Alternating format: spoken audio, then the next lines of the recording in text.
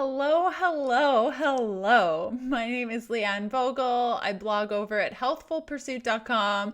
I am a holistic nutritionist and the best-selling author of the Keto Diet Cookbook, and Keto for Women, plus a whole bunch of other online things. And you are watching the Keto Diet Podcast. Today is episode 292. I'm joined today by a brilliant human being who's also very inspiring. His name is Josh Clemente, the founder of Levels. He's a mechanical engineer and CrossFit Level 2 trainer.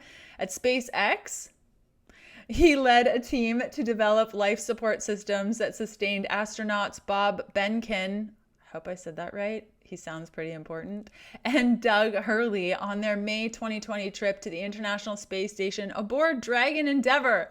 Are you kidding me right now? So cool. The first new crew-carrying spacecraft since 1980. Josh has also spent time designing and building Hyperloop technology and leading engineering for a company providing vehicle-based rescue systems for emergency response teams. Josh enjoys the outdoors, functional fitness training, technology, coffee, and restoring motorcycles. So a couple of months ago now, on episode 279, we chatted all about continuous glucose monitoring, and so many of you were so pumped about this topic that I wanted to have Josh on to kind of go even deeper into continuous glucose monitoring, and specifically when we wear a CGM and we're starting to get our glucose data, what we do with that data, why it's important, how it heals our body, how it empowers us, and really go through the nitty gritty.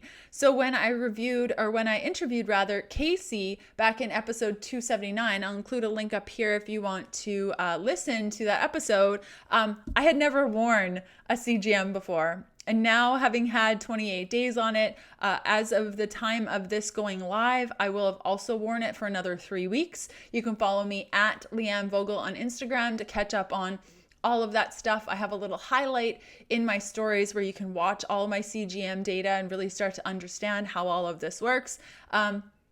It's been so great to get to learn more and more about my body, and also to empower you to learn more about your body and how just these small little adjustments, either adding certain foods in or removing other foods and getting them out of your eating style for a bit, can really start to heal your metabolic health. I am very, very super passionate. If you've been following me for more than 2 weeks, you know that my message has always been about empowering women to make changes and adjustments that fit their bio individuality, and to be able to partner with a brand and a amazing product that gets this and aligns with this has just been so incredibly amazing. So if you listen to today's episode and you haven't had the chance to get a CGM, you're really interested in continuous glucose monitoring, you want to take that next step and learn to learn your body, learn to have an open communication with your body.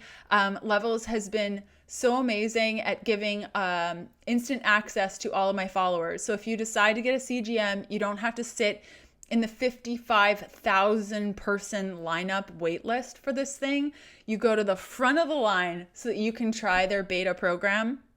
So I'm going to include a link in these corners, this corner, I think it's this corner, and down below where you can skip the line with Levels. No pressure. You're still going to learn so much from today's episode. So I hope you enjoy it. Let's cut over to today's interview.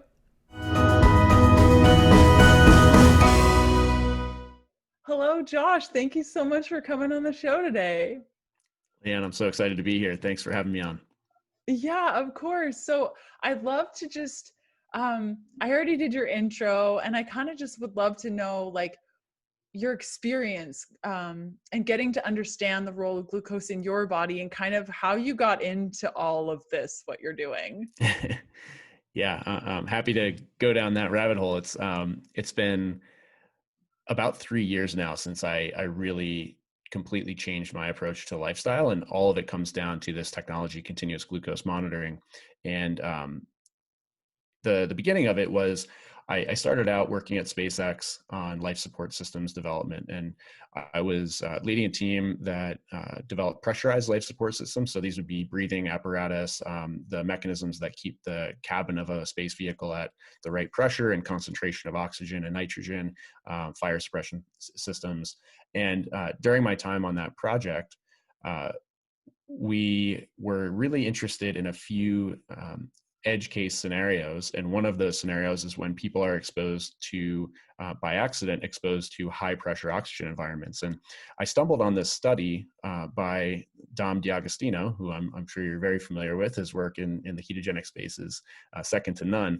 And this study was basically describing a situation where rodents who were exposed to the same high pressure oxygen environment could live 5 times longer if they were in a ketogenic state. So if they had ketones circulating in their blood. And that study like literally stopped me in my tracks, because I'm a CrossFit level 2 trainer. I have always cared about fitness. I've kind of taken an approach to lifestyle that is, if you're able to run fast, jump high, lift heavy weights, you're healthy. I had never thought twice, honestly, about diet. And reading a study that said that just a macronutrient change can give these superpowers to, of course, these are rodents, not humans, but the fact that it could happen was a complete like earth-shattering moment for me. And so I started thinking, well, I actually don't feel all that great day to day. I certainly don't feel like I'm in optimal health, even though given what I think of myself physical fitness wise, I should be feeling really good. I wonder if there's some optimization to be had in diet outside of what I'm currently doing. And so this really got my wheels turning about what am I doing day to day. And it frustrated me after digging into the different nutrition literature out there that I could not find any cohesive evidence. It just seemed like everything was hearsay. It was based on surveys. It was epidemiological, which works for virology and immunology, but it doesn't seem to tell me anything about nutrition. And I became very frustrated that there was no objective data. So I did a little experiment on myself. I got a finger prick blood sugar monitor, started pricking my finger because glucose is the number one energy hormone the number one energy molecule for modern humans. And I couldn't really see anything of use. It was just sort of like a cloud of data points. And I was doing this up to 60 times a day at a certain point. And I read a book by Rob Wolf, and he was talking about this new technology, CGM. And I thought, wow, continuous measurement. I won't have to prick my finger anymore. I need that. So I went to my doctor. I asked for one. And he basically said, you don't need that. You're not diabetic. And that was another kind of shocking situation for me, where I was like, well, yeah, but I still have sugar in my blood, and this is like what my body's deriving energy from, and why would I not be able to measure it? This doesn't make any sense. It seems like I should, if anything, have access to this and should be giving my doctor access to the information. So that kind of got my wheels turning. I eventually got a CGM, and within about 2 weeks, I had enough data to know that I was either pre-diabetic or borderline pre-diabetic, depending on who you ask.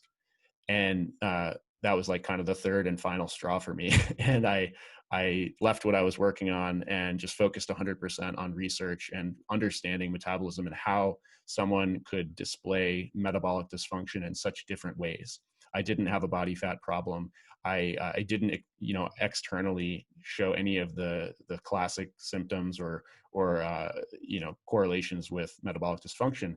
But what I was experiencing was fatigue, cognitive sort of dysfunction in the sense that my memory and my day-to-day like mood were really this kind of like roller coaster I was riding. I did not feel like I was running the show, so to speak. And all of this kind of came together in a realization that the metabolic health epidemic manifests itself in many different ways, and we call these different things, but we call them PCOS, we call them dementia, we call them Alzheimer's disease, heart disease, stroke. All of it comes down to the inflammatory conditions of metabolic breakdown. And once that realization happened, and the tool CGM showed me that I could kind of take a front seat in this and use data to make my own lifestyle, I realized this is something I want to do, and I just want to work on it, and hopefully other people will be interested as well. Wow. Okay. There are so many things you just said that I find so fascinating. The first, pricking your fingers 60 times a day. Um, A and little even at obsessive. that, like, but I understand, wearing a CGM and seeing the power that's on my phone, and I can see everything. Not even pricking your finger 60 times a day will give you the input that you get with a CGM. Would you agree? 100% agree. And most of that is just due to the fact that I can't prick my finger when I'm sleeping. I can't prick my finger when I'm at work and I'm trying to get something done, when I'm in a meeting. And so the continuous high resolution nature of a CGM is where all the magic is happening. You eat a big meal at work and you run into a meeting and you're feeling sluggish and you're upset and kind of irritated. And then you come out and prick your finger. Well, no, it looks normal. Nothing's going on here. Then you have a CGM, you see, oh, my blood sugar went through the roof after that meal and then was crashing right in the midst of that meeting. And I was all that irritation and unhappiness and cold sweat. Oh, that's a reactive hypoglycemic event. And I was completely missing all of that dynamic information, which you can only get with a real-time data source. Yeah. And the other piece that you said is your doctor saying no, but then you getting the CGM and realizing that you were pre-diabetic. And had you not had that conviction, you would have left the doctors and been like, okay, I guess I'm fine. And then waited, I don't know, a year, 2 years to be diagnosed with diabetes. And that's what just upsets me Yeah. so much, because there are so many people that could benefit from having this data and getting empowered to make the choices for themselves. What was that like for you? And is that kind of the passion that drives you forward? Yeah, I think, my parents kind of raised me to challenge the status quo assumptions and just think independently about problems that you face and kind of it's not necessarily a distrust for expertise or authority. It's more so just make sure that you're using your own common sense. And so to me, it felt like, I've been looking into this research and it seems like the metabolic epidemic is out of control. And yet the data that underlies your own metabolic function is being sort of, there's this walled garden. You have to already have a diagnosis in order to get access to the information that can tell you whether you're heading in the right direction or the wrong direction. It just didn't make any sense to me. And so I was just kind of floored by that and thought, this is really backwards. It should be the opposite way around, where I don't need a doctor's intervention in my metabolic condition, because I'm taking sort of the first person role there. It's my responsibility to stay healthy. And if something does go wrong, then a doctor comes in and helps me and helps me interpret that data and come up with a therapeutic approach or something like that. So it was kind of shocking. It was my first kind of experience in that sick care mentality that kind of pervades the medical world right now.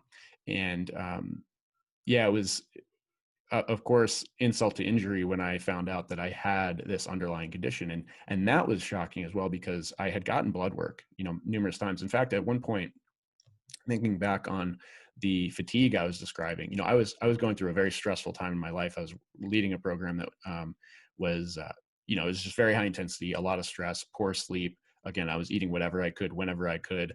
And the only thing I was doing for my health was working out as often as possible. And I was going through the day and feeling these really significant fatigue waves, and it would be mental and physical. I would just kind of want to shut down and just crawl under the desk and sleep. And at one point I went to my doctor, and this was about a year prior to getting a CGM.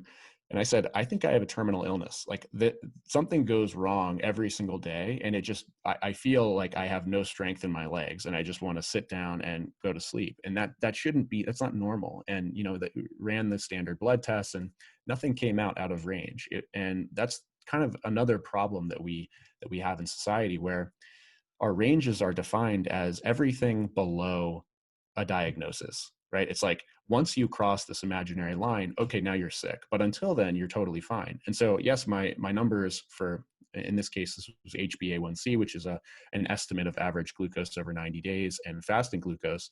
Those were both in the normal range. But when you look at society, we have 88% of American adults are metabolically unhealthy.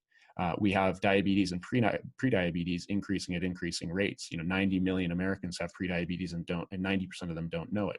So to just be in that normal or that average group means that you're averaging in a huge amount of existing metabolic dysfunction.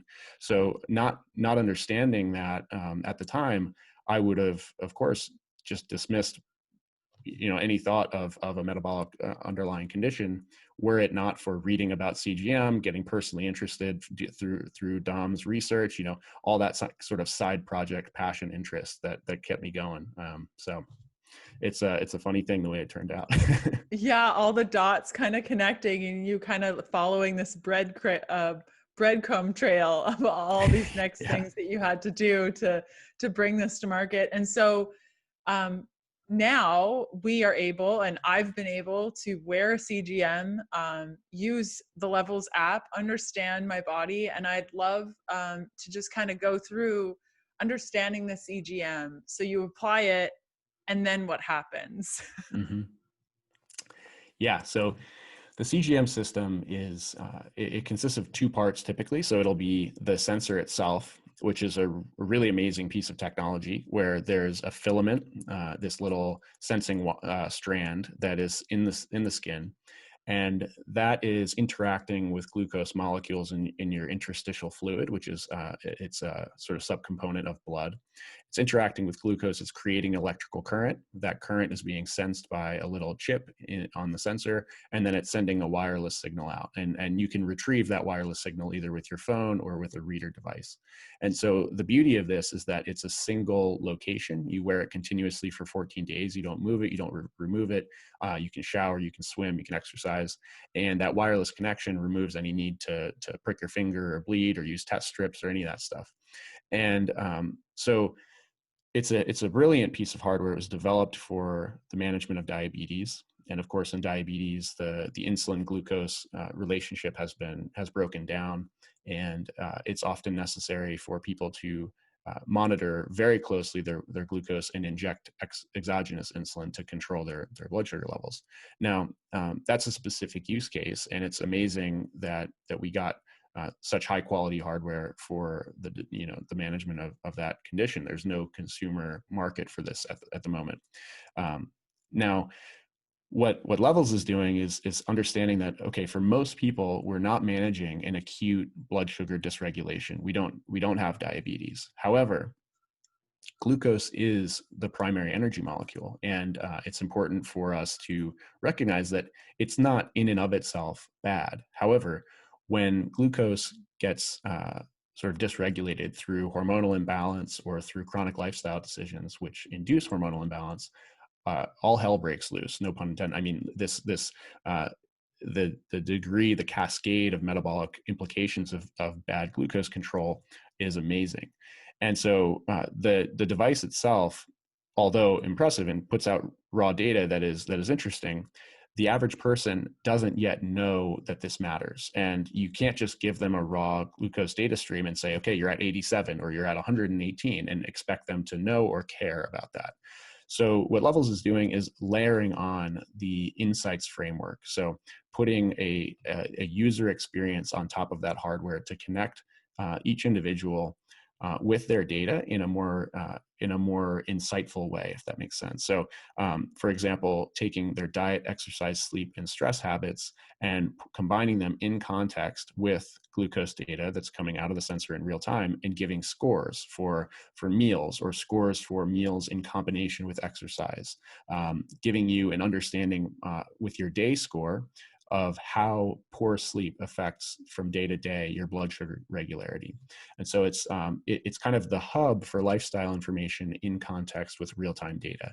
And this is kind of, if you look at another sensor system like an optical heart rate monitor. Optical heart rate monitors have been around for decades. But when you have companies like Whoop and Aura that come to market, and suddenly there's this huge sort of rage, this frenzy to get this data.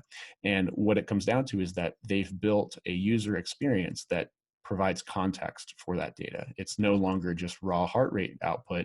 It's now tracking your sleep quality. It's tracking your recovery. It's telling you how much strain you can take on because of the quality of your sleep last night. And so that's what Levels is doing, but for nutrition. And not just nutrition, also sleep, recovery, stress management, and exercise. So I think because we're going below the skin, we're sensing a molecule directly that is an energy molecule. It's a really powerful new technology for holistic, whole person lifestyle management. And so of course we're still in development with the software itself, but that is the key component, is connecting people, making them care and understand why this data is relevant or valuable or important to pay attention to. Yeah. So once I wore a Levels and used your app, I encouraged a couple of my clients to get CGM so we could just play around with it. And they ended up getting the prescription from their doctor, and we used the Freestyle app. And I quickly learned that it is, I mean, as a health professional, I mean, I can dig pretty deep and figure out a bunch of stuff and educate them, but it's nearly impossible for somebody to go through all the data points and sit there. I have post-it notes everywhere, like trying to figure out how all of this comes together. Your app does all of that. And the average person who doesn't have 3 hours a day to lay on their stomach with post-it notes and figure out what happened in the day, Yeah. that's really the difference. And that was one of the questions we got from our last episode on CGM, was like, but what's the difference, and why does it matter? So I'm happy that you went into more detail about how the app is different from, you just get the CGM from your pharmacy, plug it in, and you're just going to be told a number, but nothing to do with what that means, what to do. Mhm. You're Yeah, kind of yeah, in the dark still. exactly.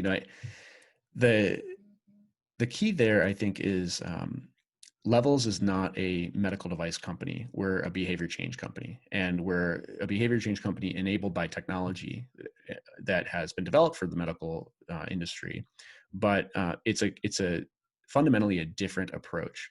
When you start looking at behavior change as a something that everyone wants, they want to be healthy, but without evidence, without closed feedback loops, people it's too hard to decipher, as you were saying, the difference between an A1C measurement I get this year and an A1C measurement I get next year telling me what I should eat for lunch. I'm going to sit down today and I'm going to eat something for lunch. What am I eating and why? And Levels strives to answer that question as close to the moment that you need to make that decision as possible. And so that's the theory of behavior change that we have, which is that people respond to closed feedback loops. It's too long to wait multiple months for your scale in the bathroom to change, right? I mean, that process is not tight enough for people to understand, oh, that meal specifically is something I'm sensitive to and I should avoid, or I should adjust portions or mix it in a more balanced fashion. So that, I think, is the approach we're taking, which is a bit of a departure, which is that, you can't just build hardware, put it out there in the world, and people will expect people to do the research necessary to get a PhD essentially level of understanding of human physiology. It's important for us to scale that. Take the brilliance of people who have done all of this work, people like Ben Bickman and Dom D'Agostino and Molly Maloof and Sarah Gottfried. Take all of their combined skill and knowledge and research and turn it into a platform that helps people understand, okay, again, like I said, what am I going to eat today and why am I going to do that? As of now, people make that decision based on how the food tastes or what they read on the internet or what worked for a friend. And we have to bring objective data into the conversation, especially when you think about how personalized all of this really is. It comes down to not just philosophy on diet or one size fits all statements like avoid carbs. It's much more nuanced than that, and individuals have different requirements, and they also have different genetic makeup, and so all of that will determine whether or not a specific lifestyle choice will or will not work for them. Mm. And so what's that process like? I really want to paint a picture. You get the CGM, you apply it. It doesn't hurt. I swear, I was so worried. I laid on my stomach. I had my husband do it because I didn't want to pass out. And then I was like, that's it. Okay. Okay. And then I was like, well, what am I going to eat? What am I going to eat? I guess I'll just eat normal and see what happens. And quickly I learned that I needed to make some changes. And so what is that process like with that first meal, and like what are they told? How are we making these behavior changes? Yeah. So right now, Levels is in development still, and so we are right now, we have the largest data set of non-diabetic blood sugar information combined with nutrition information ever. And that's amazing, but we're still, this is a very nascent field. Like we're, the concept that people without diabetes would use a CGM is foreign to many people in this industry. You know, people who have been studying metabolism for a long time, they assume that it would be a massive burden on an individual to do this. And the reality is that people are fascinated by their own bodies and they want to know how to make better choices. And frankly, and as you've, I think, experienced, this is such a convenient thing to have. You know, I've been wearing one continuously for almost 3 years now. And it's not just the fact that it doesn't interfere in my life. Not having it on interferes with my life because I lose that confidence in my choices and the accountability. So you know, we're still in learning mode, very much so. But what we know is that the best way for people to make changes is first to understand where they are. So we recommend that when you first put that sensor on, you take a week and don't make any changes. Just, although it's tricky for some people, you know, they see a big blood sugar spike from something they eat every day and they're like, oh, I don't want to do that tomorrow. We recommend just do a full week without making any changes. Go through your day exercising and eating and sleeping the way you normally do. And then in the middle of the month, weeks 2 and 3, we recommend people start to make edge cases, right? And these are like experimenting with foods maybe you don't often eat, or eating foods that you consume in a mixed meal on their own, and sort of calibrating your body's response to each of them individually, and trying different exercise routines, comparing the difference between a smoothie and a whole fruit, just starting to explore the experimental boundaries so that you can get as much information as possible in that middle of the month about how you specifically respond compared to, you know, in these different environments, and then also compared to the population. And then in that final week, the goal is to bring it all together and optimize. And so this would be like, take all of the little lessons you've learned, all the little micro optimizations, and try to put together the best week of metabolic control you can. And this is all, you know, biasing towards better zone scores, better metabolic day scores, which are the 2 primary metrics we have in the app. And trying to just nail that. And then at the end of the month, you get this full report, which kind of shows the breakdown, shows you your best scoring meals, your worst scoring meals, shows you your development in terms of improvement in average glucose and improvement of these sub metrics like variability, time and range. And you can use that to kind of go forth and continue you know, following these same daily protocols.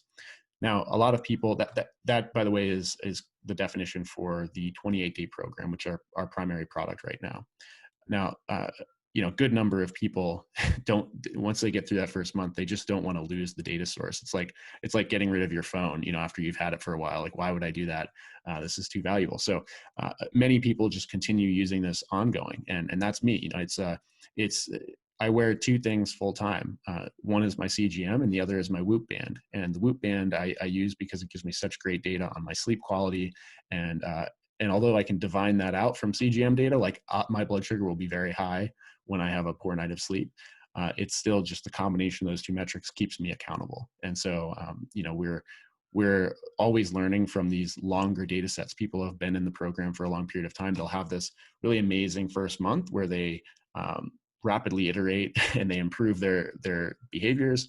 And then in the following months, they just maintain. And it's a really beautiful representation of what we were talking about in terms of behavior change, where once you have the closed loop feedback, it becomes easy. You know what to do. Yeah, I think the accountability was really big for me. You know, I only wore it for 28 days, and I agree with you. That last day, I was like really sad that it was over and wanted to wear it for forever, because it was true. Even when I was at a restaurant with friends, we went mini golfing, and then we went to a pizza place. And normally I'd be like, yeah, like I'll just have a small gluten-free pizza. And then I was kind of thinking like, do I want to see that on the app? I sure don't. I'm going to go with chicken wings and a salad instead, you know? So Yeah.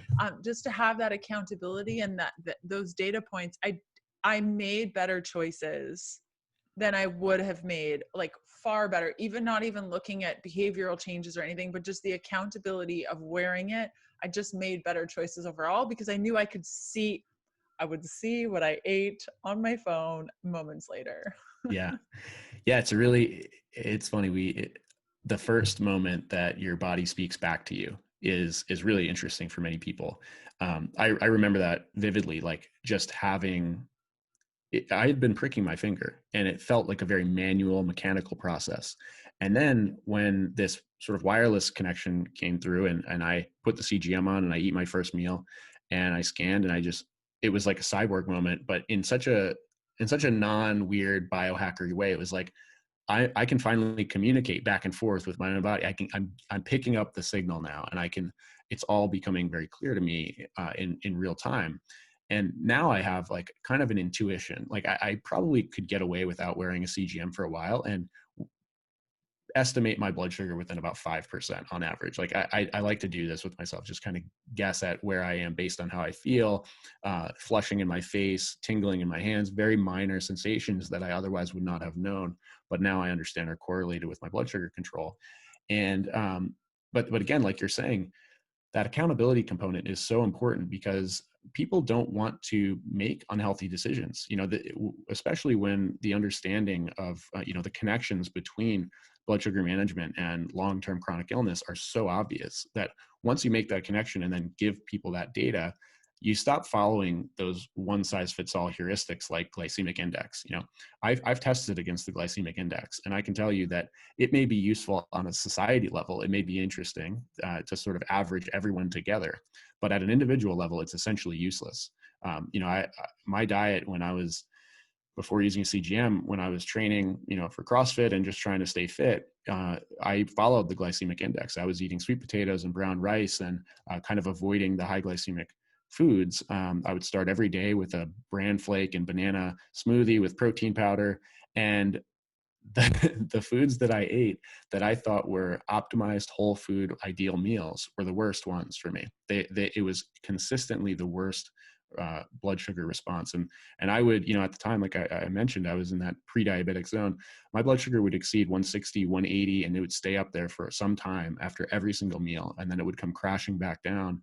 And that roller coaster, that the sort of the crash is what I would feel as that shaky, fatigue, irritation, cold sweat, all of these like uncomfortable symptoms.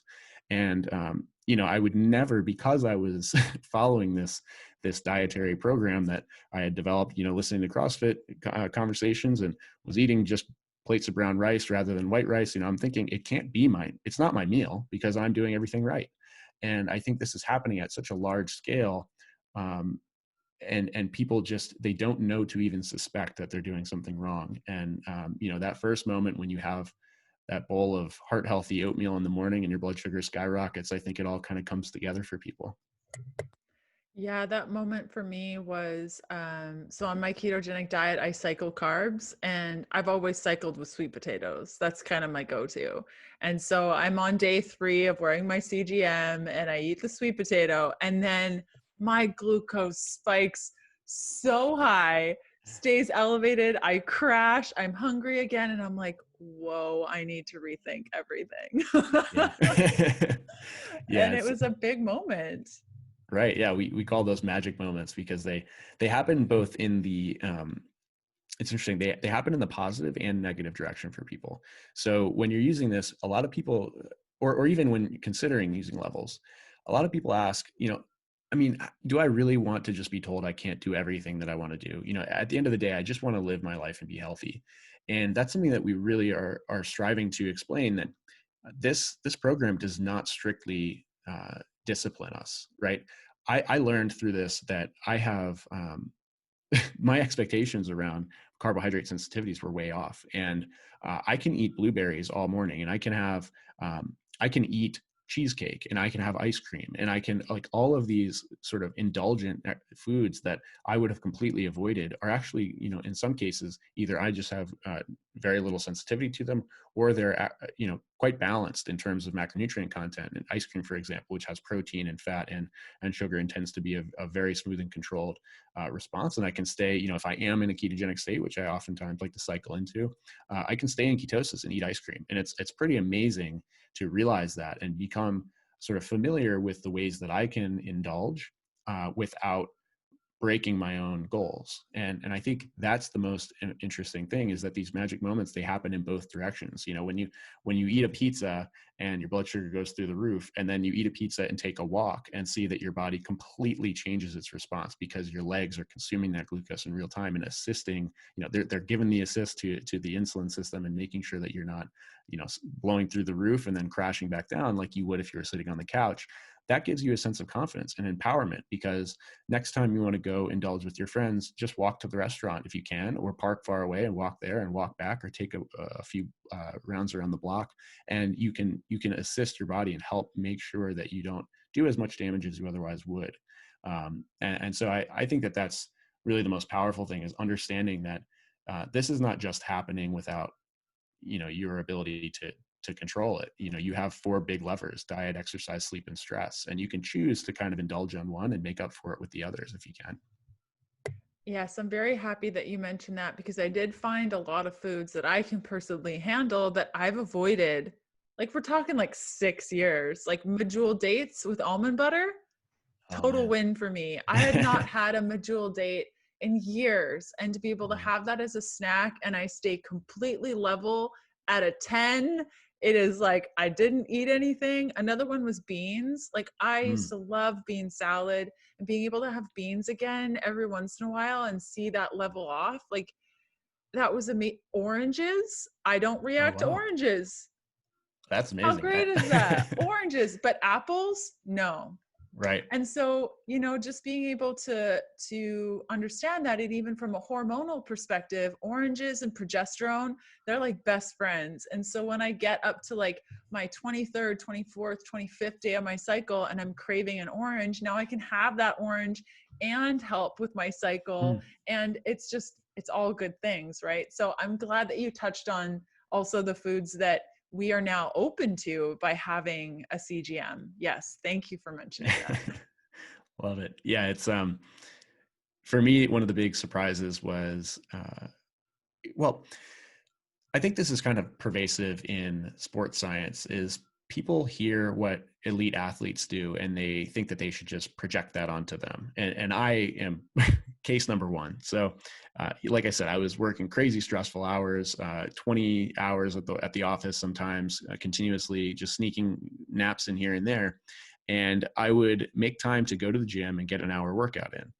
Now, in order to do that, I would think that, okay, I have to replenish my glycogen and I have to carb load prior to my workout, and I have to be ready to really go all out. And, you know, this is CrossFit, which pretty high intensity. And so I would have this big smoothie, and it would be, you know, all, you know, good things. I'd put spinach in there and feel good about it, and add the bran flakes and banana and all that. And then I'd go hit my workout. And once I got a CGM on, I found that not only is that smoothie like arguably the worst thing I've ever eaten while having a CGM on. But secondly, when I don't have the smoothie and I just go straight to my workout and I do this high intensity lifting session, my heart rate goes, you know, 95, 99% of my max heart rate. My body produces stress or cortisol and adrenaline. And those two hormones indicate to my liver that I'm in a fight or flight situation, and my liver starts to crank out glucose for all it's worth. And so my blood sugar, even without any calories before a workout, actually increases. And that is my body's way, from an evolutionary perspective, of ensuring that I have what it takes. I have the fuel I need to get out of that situation. And so now I, I've realized that I don't need that massive blood sugar and then the crash that accompanies it right as I'm stepping into the gym to do the first rep. And secondly, my body does what it needs without any calories. And so actually I can teach my body to tap into the energy sources that are available. In this case, this is kind of a demonstration of metabolic flexibility, where that glucose is being produced from protein and fat stores that are in me already. And I won't experience any of that hypoglycemic crash. And I'm teaching myself to tap into the energy stores available. And so that was a huge realization for me as well, is that this whole carb replenishment, or carb load, glycogen replenishment concept is like, although it is true for the elite athletes who are draining their glycogen day after day, you know, doing 4 or 5, 6 hour workouts, and then trying to go hit a tournament, it's not the case that the average person who's just going into the gym for a 1 hour session in between desk work needs to be eating a gigantic plate of pasta or chugging a smoothie in order to get through a workout, right? And so I think a lot of that nuance, like bringing the realization that we should be fueling for our lives, our lifestyles. It's there, again, Gatorade makes sense if you're on a Tour de France and you're doing a hill climb section. It does not make sense to drink Gatorade, while you're doing an ab set next to your desk. So this sort of like starting to bring awareness to kind of targeted lifestyle, like eat specific to how you live, I think is really one of the things I'm most excited about, because I've learned just so much about it personally. Yes. And so we've talked a lot about all the things we've learned about our bodies. How do you keep track of all these things? Can we talk a little bit about, does the app do that for us? Do we have to memorize all these lessons? Like, how do we keep track of all this data and information that we're getting about our bodies? Yeah, glad you touched on that one. So Levels is currently focused on what's called the insights framework. And so this is it's sort of an algorithmic structure for the way the app interprets the data for an individual and then surfaces insights for them and stores insights to be available for them later. And so it's kind of behind the scenes, but it's been a very big effort on our part to build a system that is very modular and scalable so that we can incorporate not just glucose data, but other data sources so that we can start to put together the pieces for the individual. And so specifically, I've mentioned diet, exercise, sleep, stress. Those are the 4 big levers of metabolic control.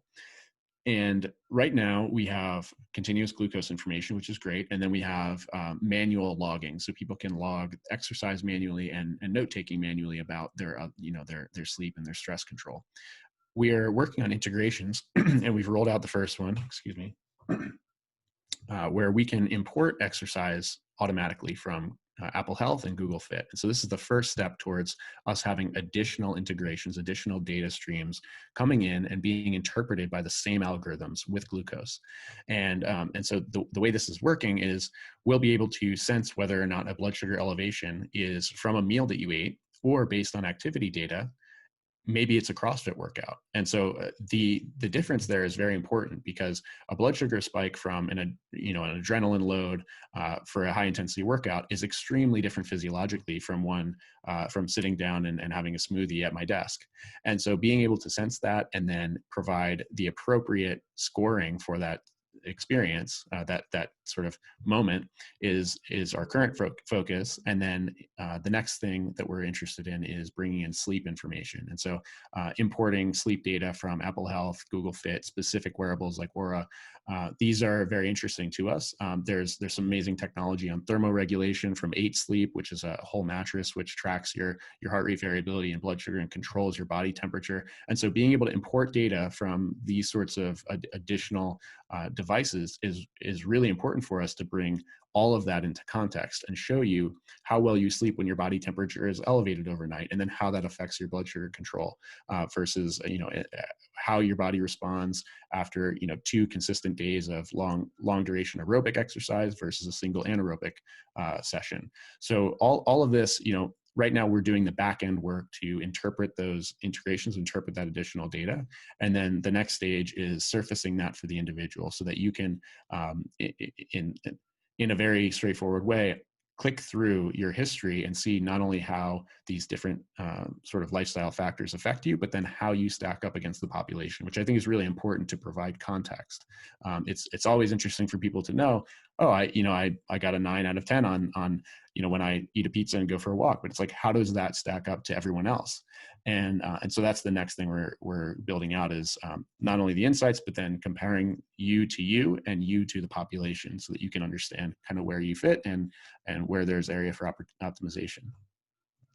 How exciting is this? Can we just take a moment to totally crush on all of this science and just the fact that regular people are able to be so incredibly empowered with their health? This is, as a holistic nutritionist who learned about nutrition, what are we talking, 13 years ago, to kind of see what we're able to do now and what we're able to wear. As you're speaking, I'm just like, this is unreal. It's so cool. I'm so happy for you guys. Thank you. I mean, I'm so excited to be working on it because just for a long time, when getting into the research, it became just somewhat depressing to look at the numbers and to see not only in every developing country the rates of metabolic dysfunction increasing at an increasing rate, but also the rates among children of non-alcoholic fatty liver disease and type 2 diabetes and even heart conditions. And it's just it's staggering. And it seems so counterintuitive when we have a society that is increasingly wealthy and increasingly, all the metrics of human flourishing are actually increasing, which sometimes doesn't seem that way. But if you look at the data, it's the case. And yet our lifespan in the United States has gone down for the last 3 years. And 7 of the top 10 causes of death are related to chronic lifestyle. And so it can get depressing, but then when a technology like this becomes available and sort of the microelectronics revolution allows us to miniaturize this amazing lab technology and then manufacture it at scale, combine it with amazing software, and you can make each person sort of a mini N of one sort of optimization study, a case study. And if each person just focuses on themselves, they don't think about how to solve all the world's problems, they just work on themselves and look for optimization. You do that by times many people, you can get social scale change. And I think we genuinely, by empowering the individual, we can genuinely change the metabolic outcomes globally. And it's going to be a long road ahead, and there's a lot of work to do for sure. We're not not there yet, but I'm looking forward to that day when people treat their health information more like financial data, where you always have it available. You're looking at your quote unquote deposits and withdrawals. You're making a plan for the future and using expert help as needed to make sure you hit it. But I really think that that's the future we're heading towards. And I like to use the example of, like, in that world, you not only have a retirement plan, but you're going to be healthy enough to take advantage of it. So that's kind of in order to get there, we just have to get people empowered with their own data. We can't get there by having this walled garden mentality about individual health. Beautifully said, 100%. And I'm really excited for that day also. And where can people find more details from you, and where can they connect with you?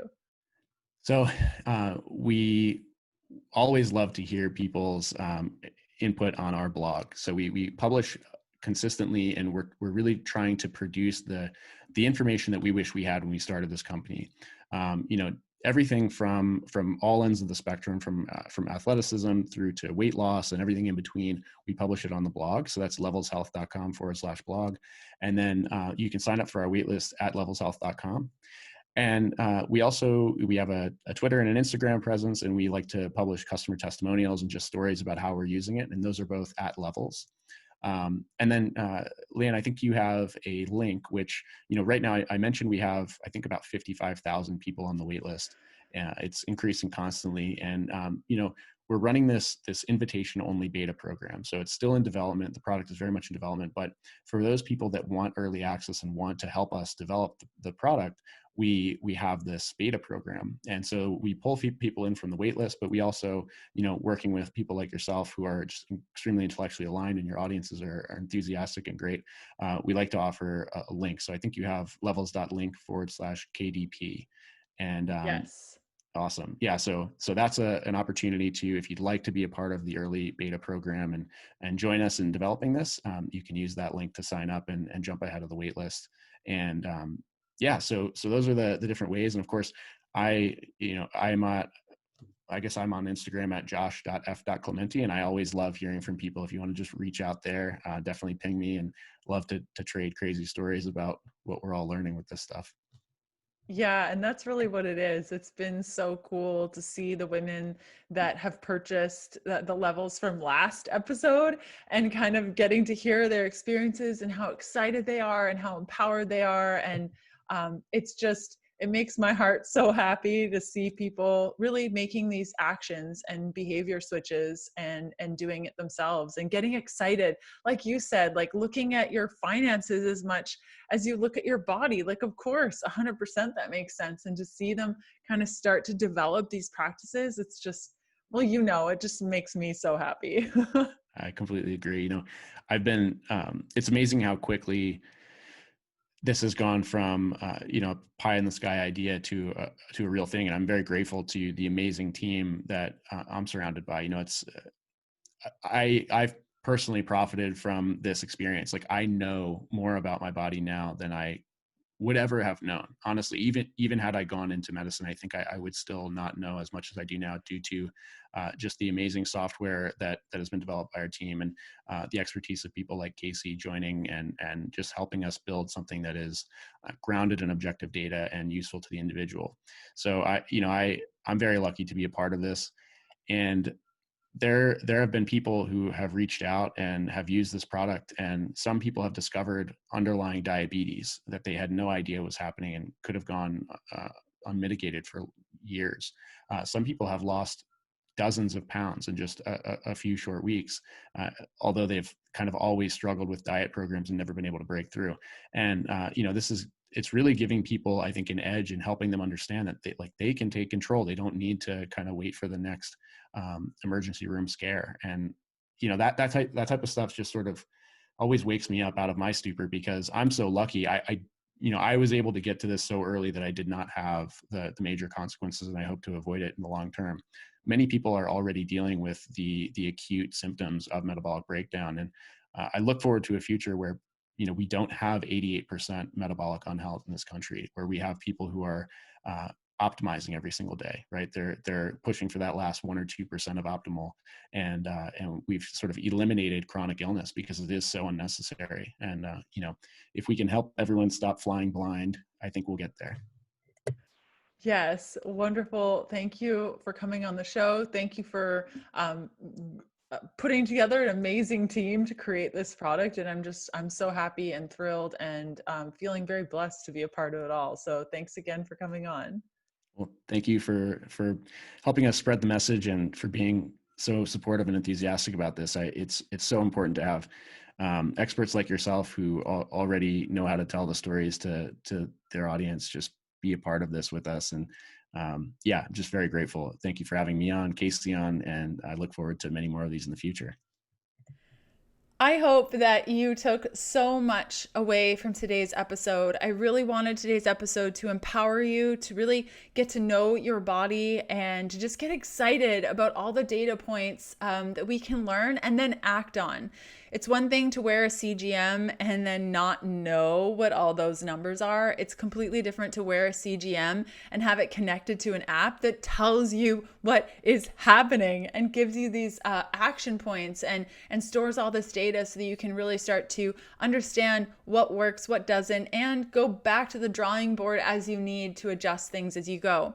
So thanks again for watching today's episode, and thank you to our two partners which made today's episode possible. The first being Billings Seafood Guys. They make the Wild Alaskan Seafood Box. You can find out more details with a saving code down below. I get their salmon and whitefish every month, and I'm obsessed with their salmon. That skin is the best skin I've ever had outside of like living in Victoria and eating it when I can. Also, a big thanks to Element.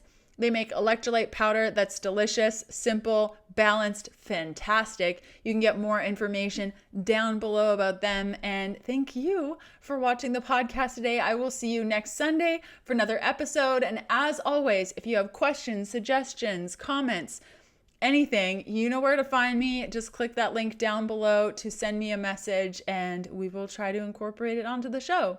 Okay, have a good one. Bye.